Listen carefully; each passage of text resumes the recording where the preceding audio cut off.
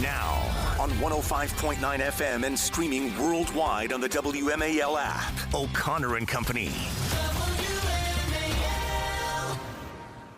It's 7:37. It's O'Connor and Company. Thanks for tuning in here on a busy Monday. Much to discuss with Zelensky and Europeans coming to town and the results of the Trump-Putin talks and whether we are going to see a Ukraine deal. 8:05, General Jack Keane will join us. 8:35, Peter Schweitzer on the latest developments about that criminal investigation into the Clinton Foundation that got stopped by the DOJ under Barack Obama. It's Larry O'Connor with Julie Gunlock. Good morning, Julie. Good morning. We've, of course, been talking about the one-week anniversary since the new federal law enforcement reinforcements have been put in place to help the D.C. Metropolitan Police Department. Well, Andrea Mitchell, by the way, earlier we played her audio where she said, I live in the neighborhood. I live in the hood. I don't see no crime, said Andrea Mitchell. That's what she said. I said, yeah, what neighborhood does she live in? We know. I said, what, Foggy Bottom, the Watergate? No, it's better. 3,500 square foot home in the Chain Bridge neighborhood. Oh, wow. Because, lots of criminal vagrants and homeless encampments and something tells me there's some private. Something tells me there's bikes. some private security too involved. Whenever you want to know what a neighborhood is like, just find out where the nearest metro stop is.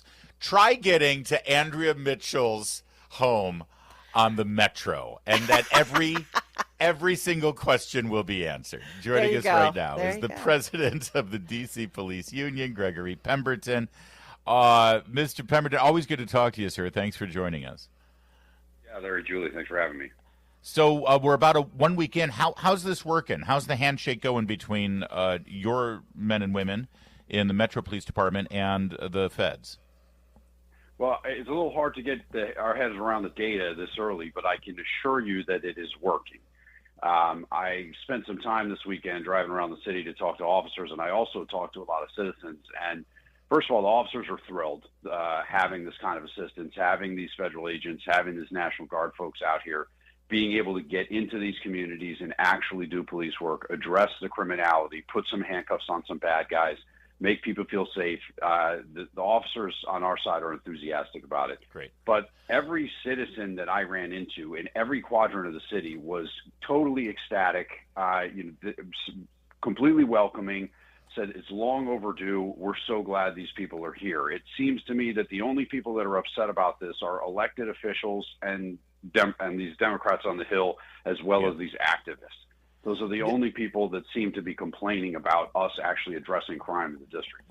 Real fast, Gregory Pemberton, you just said every quadrant, because one of the narratives I keep hearing is, sure, there's a show of force by the monuments or maybe in certain neighborhoods where the restaurants are or what have you, but they're not actually going to certain neighborhoods, they always say. What they mean is the more urban black and brown neighborhoods where there is a lot of crime, where there is, Anacostia, Southeast D.C. and various areas.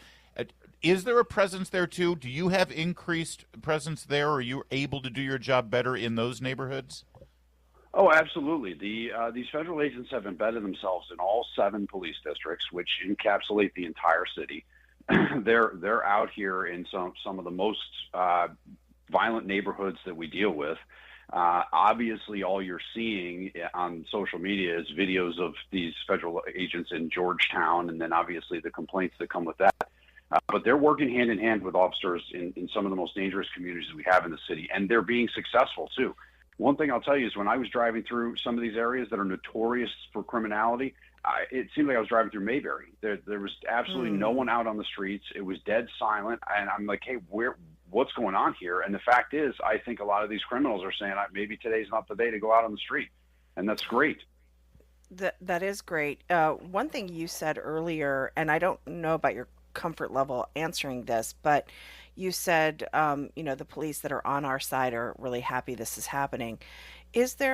Are there police that are, or is there really, I'm sure there are people that within the police force that object to this, but is there sort of a large group, a large contingent of DC police that object to this, and are they working to undermine some of the efforts on the federal side? No, I don't think so. I mean, listen, we obviously have a very diverse department, and people come from all walks of life and all aspects of the political spectrum.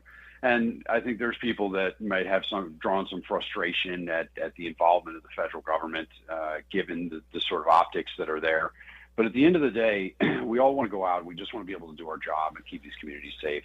There's certainly nobody that's going to be undermining the operation or anything like that. I haven't even really heard anybody grumbling about this. So it seems to me that it is an overall success. Were you surprised to learn that the chief of police and the Metropolitan Police Department didn't seem to understand what chain of command means? That was a little bit of a confusing take there. I'm not exactly sure how that went down.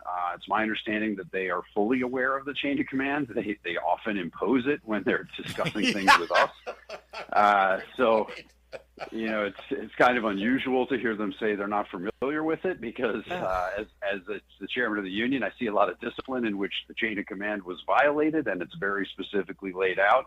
Listen, I don't know exactly how that went down, but the fact is, you know, when you're thrust into these sort of situations and there's a lot of public relations around it. You're being very polite. Hopefully they could be more careful in the future as to how they answer those questions. Well, I know that it's too soon to tell with the numbers and statistics and data, but do you believe from the men and women who wear the uniform this weekend were things better? Did it feel better? Did they feel like it was a easier job for them to actually get on top of criminal situations?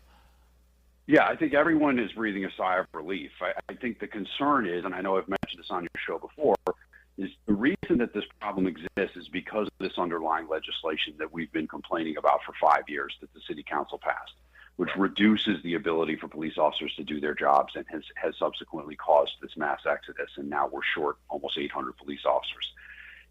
What we're concerned about is if these federal agents and these National Guard folks, if they pack up and leave after 30 days or 60 days or whatever it ends up being, and we haven't fixed this underlying legislation that caused the problem, that broke this criminal justice system, we're all going to be back holding the bag, and the crime is just going to creep back up over time, and we'll be at the same situation we were before they got here. So our message to everyone is we have to undo what the council did in 2020, because the Metropolitan Police Department is fully equipped to do everything that we're seeing these folks doing over the weekend and keeping crime low. We can do that. We just need the right number of police officers, and we just need permission in the law to be able to address it.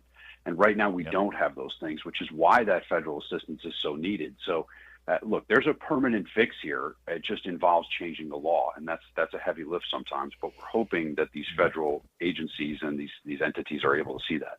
Well, and that makes for a very nuanced, important, and thoughtful conversation, Greggory Pemberton, and that's why they're not talking about that in the media. It's a lot easier just to scream fascist, federal takeover, troops in the streets, instead of actually getting to the crux of the problem. We appreciate you always joining us. Thank you, sir. Thank you. Thank you, guys. Have a good day.